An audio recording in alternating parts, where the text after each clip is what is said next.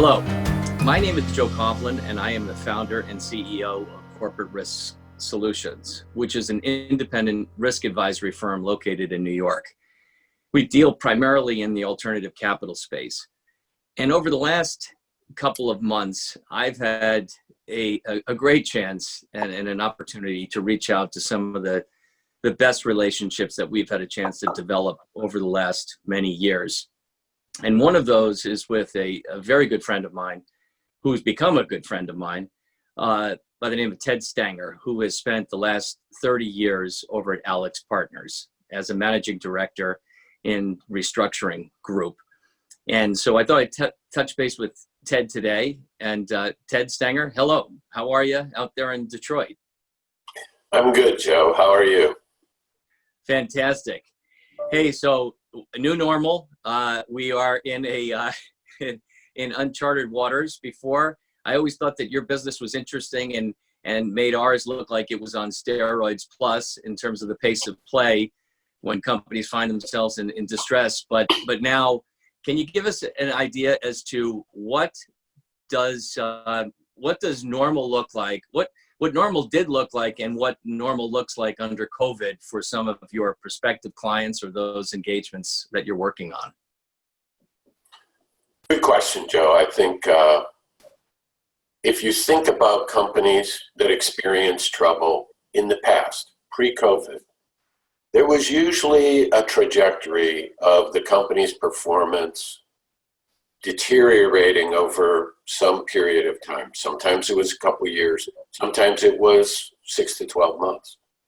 What we're seeing now is healthy companies that got to not a trajectory like this, but we've fallen off a cliff.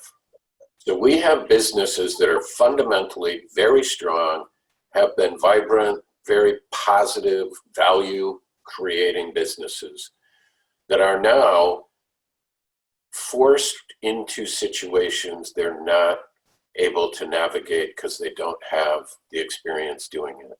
So essentially, the restructuring perspective that we have, which was developed over gradually declining companies, we're now bringing and applying immediately to what were good companies in the beginning of March that are now highly troubled and searching for alternatives to maintain their viability.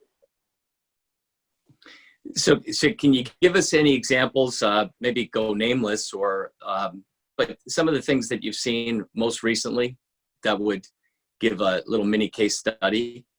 Sure. I mean, just recently, in fact, yesterday, Ford Motor Company, which began opening up their manufacturing operations here in the US earlier this week, yesterday on May 20th, they had to close their Chicago factory because they use a just-in-time supply chain. One of their key vendors, Lear, which is a seating company, had to close their plant because they had a COVID issue with incoming employees that day. So what does that illustrate? The balance that industry has had with their supply chain is gone.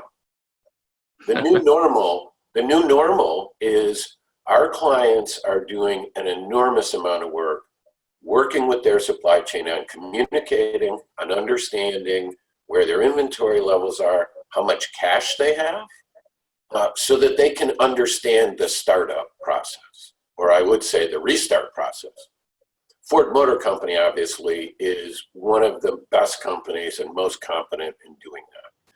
These automotive companies with super tight supply chains, kind of like aerospace and technology, they know how to run the play. In spite of that, they have the supply chain breaks and they're closing a plant, absorbing huge amounts of costs from having bought labor in and now turning around, and within minutes having to shut the plant. Wow. So you spent a lot of time in the automotive industry and some of the services that surround that. Are there any other areas that for you in particular are sweet spots that you you either like to concentrate in or have concentrated on a more focused basis? Yeah, I mean, over the years, I've focused on retail and apparel early in my career, which continues to be an area that is trend-wise has been under pressure for years. Right now, JCPenney, Neiman, there'll be more that fall by the wayside here. Big brand names that, in the department store sector that we didn't see.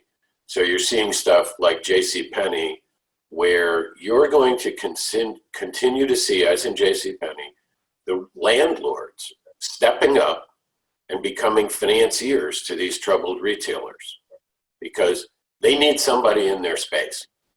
And, they're willing to invest money to do that, which is, unheard of. That's something that's happened a couple times in the last few years. It's going to happen a lot over the next 6 months. So, kind of we're running out of time, but I just wanted to bring up the fact that you've not just been a restructuring guy. In a prior life, you're a president of a major company. You've been a chief operating officer of a major company. What KPIs, key performance indicators, should businesses be looking at all the time, in good times and in bad? Because insolvencies and restructurings certainly just seem to creep up. And you mentioned retail. We had a chance to work with you on Billabong as well, so I'm glad you brought that up. But some of these things just seem to happen from our purview so quickly, and from the companies, maybe they do see it out there on the horizon, but what should they be doing in the good times to hopefully avoid the bad? I think one of the main areas that's a blind spot for a lot of management teams, especially if the company has historically done well, is not planning for downside disruption. And I don't mean COVID disruption.